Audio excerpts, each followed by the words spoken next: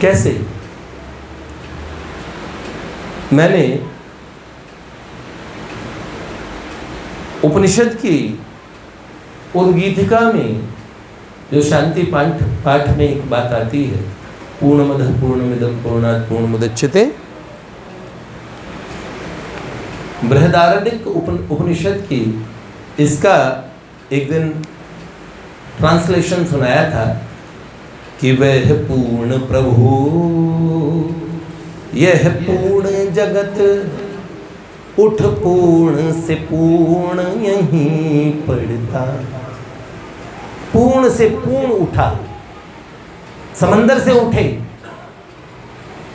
सागर से उठा, बादल बनकर बादल से गिरा, जल हो करके फिर नहर बनी, नदियां गहरी, तेरे पुण्य प्रभाव तो एक ही है? यही बात है। तो उठ पूर्ण से पूर्ण यहीं पड़ता, कर पूर्ण से पूर्ण पने को ग्रहण, परिपूर्ण परेश्वर ही रहता। पूर्ण से पूर्ण निकाला तब भी परिपूर्ण प्रभु बचे, ये बात है। लाला जी, हम कह रहे थे उषा बहन जी के विषय में, हमने आपको ये बात बताई कि बाल्य अवस्था जो बहुत, जिसे शिशु काल कह सकते हैं, कल बताया ना कैसे छोटी सी बालिका, 1-1.5-2 साल की बालिका श्लोकों का उच्चारण करने लगी और कथाएं कहने लगी। छोटे बालक, जैसे हमारी राधा छोटी सी है, यहाँ पे चंद्रिका, छोटी छोटी बालिकाएं बैठ जाए, कथा सुनाए एक बालिका, और सब बिल्कुल स्तब्ध रह के कथा सुने। ऐसा बालकों में ऐसे खेल होते नहीं। फिर मैंने आपको बताया, सब कहते कोई विशेष बात है इस बालिका में।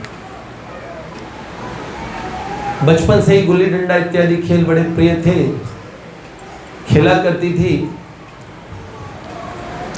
देवताओं को मनाती जीत जाए इसलिए, हनुमान चालीसे का पाठ करती, भगवान नाम का आश्रय लेती, परिणाम सदैव अनुकूल रहते। छोटा सा कद था, इकहरा बदन था, और स्फूर्ति सदा रहती थी अंतर में, जिनका अंतर बहुत चार्ज रहता है भगवान के प्रेम से। इनकी क्रियाओं में इतनी चंचलता और चपलता उस काल में दिखा करती थी कि लोग स्तब्ध रह जाते। पिताजी के साथ पिताजी ऐसा व्यवहार करते थे जैसे छोरी नहीं छोरा है। तो छोटी सी बालिका धोती कुर्ता पहन के घूमा करती पिताजी के साथ। कुछ बड़ी हो गई, बहुमुखी प्रतिभाएं प्रकट होने लगी।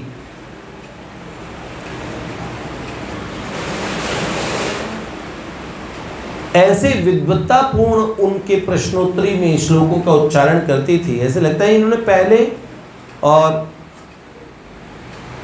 ये पूर्व में कंठस्थ है ऐसा लगता था सारे श्लोक। भविष्य की बातें कभी कभार इनके मुंह से निकल जाती थी, इन्हें पता नहीं होता था, पर ऐसा होगा ऐसा। जितने प्रकार की दिव्य विद्याओं के योग हैं वो अपने आप इनके पास आने लगे,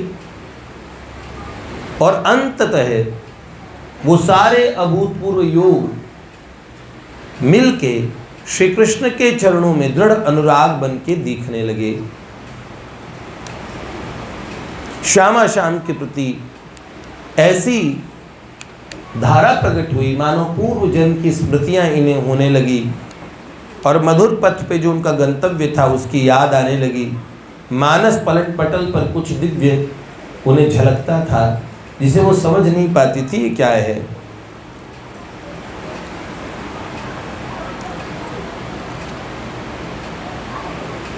एक बात इस बात की, देखो भगवान कैसे खींचते हैं। प्रारंभिक अवस्था में कुछ ऐसी अनुभूति हुई, जब 6 वर्ष की वो रही थी उस समय अपने नाना के यहाँ बुलंदशहर गई। इनकी ममेरी बहन साथ थी, दोनों बड़ी घनिष्ठ थी, साथ खेला करती थी। उस समय उषा दीदी को सब मुन्नो मुन्नो कहते थे। तो कई बार छोटी सी बालिका ये स्तब्ध हो जाती थी, ध्यानस्थ, एकदम जड़। खड़ी है तो वैसे खड़ी, एकदम आँख मीच के, और दोनों पुतलियाँ ऊपर चढ़े हुए कुछ ध्यान किया करती थी, या अचानक कुछ शून्य में देखने लगती थी। देखती ही तो वैसे ही रहे, खेलते हुए अचानक तो ऐसे स्तब्धता अक्सर उनको होती थी। एक बार दोनों मकान के ऊपर एक कमरे में खेल रही थी। अचानक पूज्य उषा दीदी सहसा खड़ी हो गई और ऐसी विचित्र दशा हुई, कान आतुर हो गए, नेत्र अचानक झरझर बहने लगे, दृष्टि सजग हो गई, हृदय अकुलाने लगा। एक विचित्र सी परिस्थिति में अपने बरामदे से होती हुई सामने के वातायन से झांकने का उपक्रम करने लगी, झरोखे से झांकने लगी। जाने क्या था वहां, लेकिन ऐसा लग रहा था कोई मादक स्वर उन्हें झकझोर रहा था। सामने की दीवार के पीछे वाले वृक्ष के पीछे से किसी का मधुर रव, हृदय को व्याकुल करने वाला मधुर शब्द, ऐसा मधुर रव, वो किसका था? एक ऐसी सुंदर वंशी बज रही थी जो इस लोक की नहीं थी। और उस वृक्ष के नीचे उन्हें दिखा श्याम वपुधारी नव किशोर, ऐसा सुंदर किशोर, उसकी बांसुरी पे थिरकती करांगुलियों से निसृत मधुर स्वर लहरी चारों तरफ फैल गई, और वो छोटी सी बालिका भगवान को वंशी बजाते देख बौरा सी गई। वो केवल उन्हें और निरखना ही नहीं चाहती थी, उनको अपने में भर लेना चाहती थी। सारी वृत्तियों को आकर्षित भगवान के सुंदर स्वरूप ने अचानक उनकी सारी वृत्तियां अपने में खींच ली, और वो विवश परवश थी, किसी विशेष भाव में भरकर उनकी मनोहर छवि पे वो अपने आप को न्यौछावर कर देना चाहती थी। ऐसी उनकी स्थिति हो गई। और उस स्वर ने, और उस स्वर वादन करने वाले, मुरली वादन करने वाले उस अभिनव जलधर सुंदर श्याम सुंदर नटवर वपु किशोर ने उसके अंतर को झकझोर दिया, और उस अनुभूति से उनका विशेष समय का बहुत समय तक भाव जागृत रहा। सोई भावनाएं जागृत हो गई और पूर्व की स्मृतियां आ गई। किसी नील सिंधु की रस लहरी ने इन्हें उद्वेलित कर दिया था। नील समंदर आकुल व्याकुल कर दिया। बहुत देर तक बहन झंझोड़ के इन्हें उठाती रही। फिर बाद में जब ये होश आई तब इन्हें, ये सोए से जगा हुआ आदमी जैसे जागता है ऐसे, ऐसी कई घटनाओं ने इनके जीवन में श्याम सुंदर का प्रेम, जब भगवान किसी को खींचते हैं, पूर्व की साधना उसके रंग लाती है, तो ऐसी उसके जीवन में विलक्षण घटनाएं होती है। ऐसा ही एक घटना लाहौर में इनके साथ हुई। देश आजाद नहीं हुआ था उस समय। इनके पिताजी इंश्योरेंस कंपनी में थे। जो हमारे दादा का काम है, इंश्योरेंस क्या करते थे वो, जीवन बीमा वगैरह। बाबा,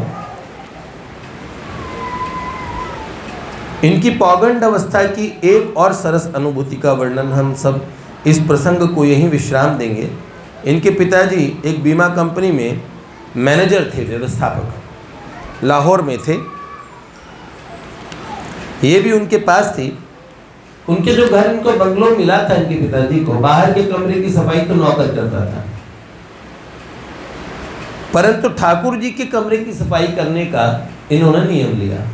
ये जो यहाँ भगवान की सेवा देते हैं ना, भगवान की विशेष सेवा, बड़े बड़े लोग तरसते हैं कि ये हम सेवा हम दें। कई महात्मा ऐसे होते जो अपनी सेवा नहीं देते। अभी ज्योति दीदी आई थी, उन्होंने बताया था ना, एक महात्मा ने उन्हें डांट दिया कि वास्तव में सेवा करना चाहती हो, सेवा का दिखावा। उनके लोग बाबा थोड़ी सी देर में सोनी सेवा देती हूँ, वो बड़े ही प्रेम से सेवा दे देते। उनके लिए असल में वो चिन्मय जगत जागृत हो जाता है। अच्छा, ठाकुर जी के कमरे की सफाई करती थी। श्री ठाकुर जी के कमरे की सफाई के पीछे इनका जो हेतु था वो उस समय स्पष्ट नहीं था, बाद में प्रकट, बड़ी हुई तो प्रकट हुआ।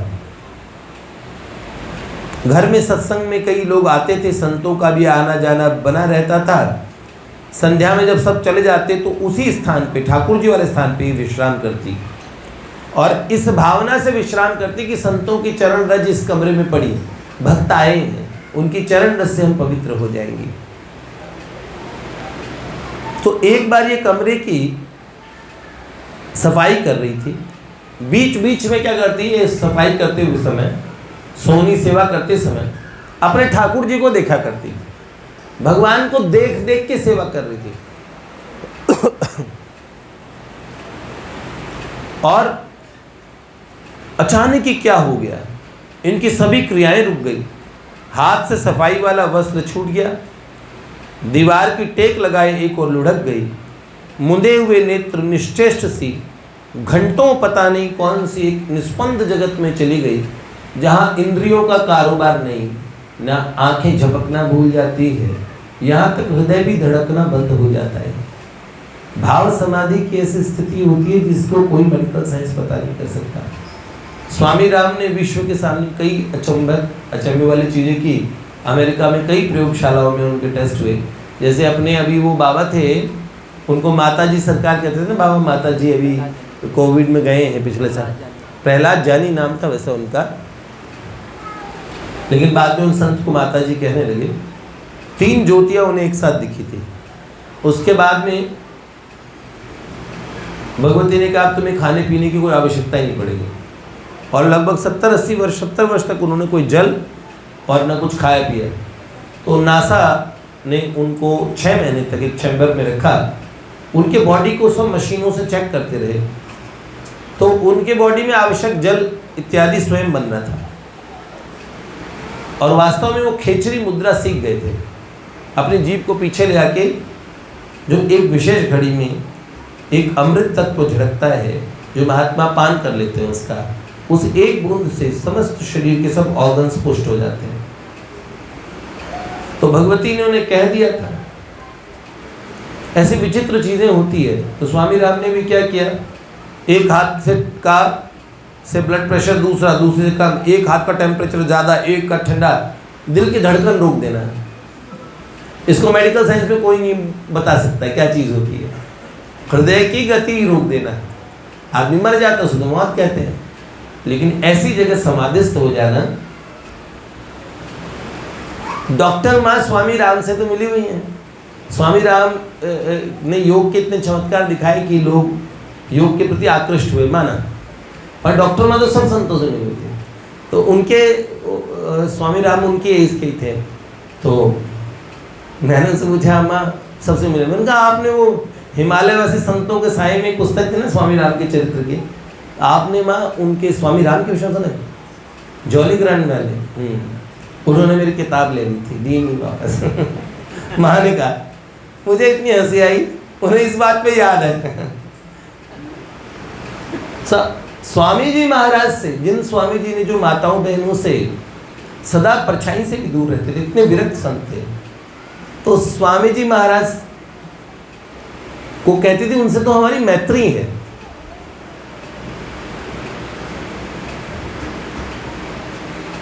स्त्री स्वभाव ही नहीं था उनका। सेठ जी तो कहते थे ये ज्ञानी परम और विदुषी चुड़ाला है। चुड़ाला कौन थी? जैसे गार्गी भगवती थी ना, गार्गी नाम की एक विदुषी कन्या, ऐसे ही चुड़ाला। ये सब क्या, इतना ज्ञान था ही नहीं। तो डॉक्टर माँ तो बस अद्भुत थी। एक बार पे एक सिद्धांत पे स्वामी जी महाराज से मतभेद हो गया। 12 वर्ष तक स्वामी जी से बात नहीं की उन्होंने। फिर एक बार स्वामी जी पर्वत से उधर से गीता भवन के उधर से उतर रहे थे, तब डॉक्टर माँ उधर जाते हुए मिले, तो स्वामी जी ने एक संदेश, एक श्लोक भेजा संस्कृत का। उसमें कहा, अगर अबोध बालकों का किसी ज्ञानी के प्रति कोई अपराध हो जाए तो ज्ञानी महात्मा जन, महत जन, विद्वत जन आराम से क्षमा कर देते हैं, इस बात को हृदय में नहीं रखते। और उसी दिन से डॉक्टर मानव से कैसे स्वामी जी भगवत गीता उल्टी सीधी दोनों तरफ से बोलते थे। भगवत गीता के ये श्लोक का ये सिद्धांत है, स्वामी जी ये कहते हैं। स्वामी जी की बात को किसी ने चैलेंज किया नहीं, इतने उनका गीता जी ज्ञान ऐसा। लेकिन डॉक्टर माने कहा नहीं, ये इस वाले श्लोक में ऐसा होना चाहिए, ऐसा, क्योंकि उन्होंने भी भगवान का अनुभव किया है। महात्माओं के जीवन की ऐसी बातें होती है। तो माँ स्त्री पुरुषों वाली कैटेगरी में तो थी नहीं। इतनी विरक्त जीवन में उन्होंने शीशा नहीं देखा। या तो हमने प्राची के जीवन में ये बात देखी या डॉक्टर माँ के जीवन में। डॉक्टर माँ को पता नहीं था ये उनका चेहरा है। एक बार बच्चों ने फोटो लेके खींची, उनको दिखाया मैं ये, फिर बोला ये, तो बोले पिताजी का ये आप हो, ये मैं हूँ, ऐसे देखते हैं। मतलब जो शीशे के सामने नहीं गए, 36 वर्ष तो उस बंगलों से बाहर नहीं निकली वो, और उस चेयर पे बैठी रहती थी, एक चेयर पे 100 वर्ष की आयु के पास होने वाली थी। भारत के सब संतों का कृपा प्रसाद मिला। हमने ऐसी विभूतियों को देखा है। तो ऐसे स्वामी राम की जो घटना बताते, तो बहुत सारी अद्भुत चीज़ें होती है। और ऐसे निश्चेष्ट हो गई उस समय उषा दीदी। उन्होंने क्या दृश्य देखा जब ठाकुर जी को देख रही थी। अचानक ये दुनिया गायब हो गई। उन्होंने देखा एक सघन पीपल का वृक्ष है, वो किसी और दुनिया में है। प्राची कहती थी कभी कभार आप चल रहे हैं, आधुनिक विज्ञान में कई चैलेंजिंग घटनाएं हैं, जिसमें आदमी चल रहा था, एक आदमी की वो आती ने गढ़वाल जा रहा था, और अचानक वो पैरेलल यूनिवर्स में चला गया। कोई डायमेंशन का दरवाजा, किसी आयाम का दरवाजा खुला, वो रास्ते में जाता हुआ अचानक वो दूसरी दुनिया में चला गया। दूसरी दुनिया में, जो दूसरी सृष्टि में जो सा गाँव है, उस गांव में अमुक जो चीज़ें हुई, वो कह रहे यहाँ घर था, ये ऐसा था। उन्होंने बोलो तो 20 साल पहले ऐसे चले गए। उन्होंने मैं तो पिछले साल आया था, ऐसे ऐसे कितनी बातें हैं जानते हो।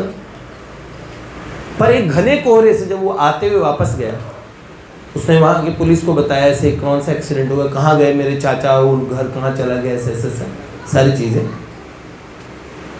और उसने जो सूचनाएं दी, वो घटनाएं कुछ समय बाद घटित हुई रियल जीवन में, क्योंकि उसने पहले ही वो जान ली थी। अब ये दो सृष्टियों का मिलना जुलना, ऐसा अमेरिका में कई केसेस चल रहे ऐसे मतलब जिनको पैरेलल यूनिवर्स में आदमी एक्सचेंज हुआ था। तो ये बात होती कैसे, सो तो हम नहीं जानते, लेकिन महापुरुष लोग जरूर चलते फिरते अपने अस्तित्व को उस दुनिया में, उस अलौकिक, उस जिसे परा प्रकृति का राज्य कहते हैं, चल रही सजनी वापिये के देश। तो उषा दीदी ने क्या देखा हम आपको कल बताएंगे। लाडली लाल की